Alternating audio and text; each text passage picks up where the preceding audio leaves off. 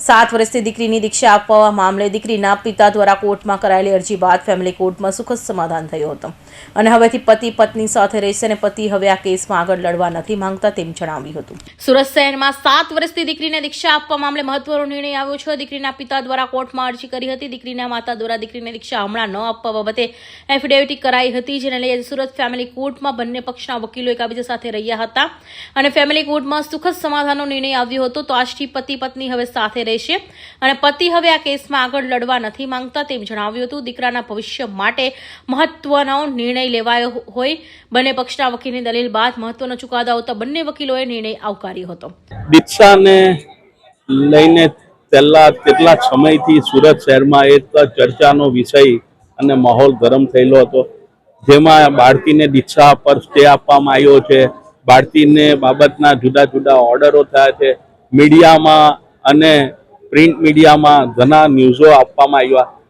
જ્યારથી આ મેટર નામદાર કોર્ટ રૂબરૂ સબજુડાઇઝ થઈ ત્યારથી મારો પ્રયત્ન એવો હતો કે મુખ્ય મુદ્દો માતા પિતા વચ્ચે સમાધાન થવું જોઈએ।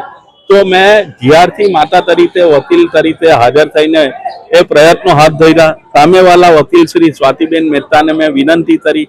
સ્વાતિબેન મહેતાએ પણ બહુ પોઝિટિવલી આ બાબતને ધ્યાને લઈ એમને પણ બહુ પોઝિટિવ રિસ્પોન્સ કર્યો અને સ્વાતિબેન મહેતા તરફથી પણ એવા પ્રયત્નો કરવામાં આવ્યા કે પતિ પત્ની વચ્ચે સમાધાન થઈ જાય અને જૈન સમાજના ઘણા વડીલો એ આમાં દરમિયાનગીરી કરી। એમની દરમિયાનગીરીથી ગઈકાલે રાતના એવો નિર્ણય થયો કે બેઉ પતિ પત્ની સાથે રહેશે। બેઉ બાળકોનું ભવિષ્ય ધ્યાને લઈને બેઉ બાળકોનું ભવિષ્ય ઉજ્જવળ બને, એમનો અભ્યાસક્રમ એમનો ઉછેર સારી રીતે જાય અને ભવિષ્યમાં એ જૈન સમાજમાં દાખલારૂપ સિદ્ધાંત અથવા તો એક દાખલારૂપ સમજ જાય એ રીતનો એ પરિપક્વ નિર્ણય લેવામાં આવ્યો। જે નિર્ણય લેવામાં આવ્યો તે પતિ પત્ની તરીકે સાથે રહેવાના છે એ મુદ્દો આજે સમજૂતીના કરાર સ્વરૂપે અમે નામદાર કોર્ટ રૂબરૂ રજૂ રાખ્યો। નામદાર કોર્ટે એ સમજૂતીનો કરાર રેકર્ડ પર લીધો અને જે દીક્ષા ઉપર સ્ટે આપવા બાબતની વચગાળાની અરજી હતી એ અરજી આજે નામદાર કોર્ટે ફેસલ કરી દીધી છે। એટલે હવે દીક્ષા સંદર્ભે કોઈ હુકમ હવે થશે નહીં।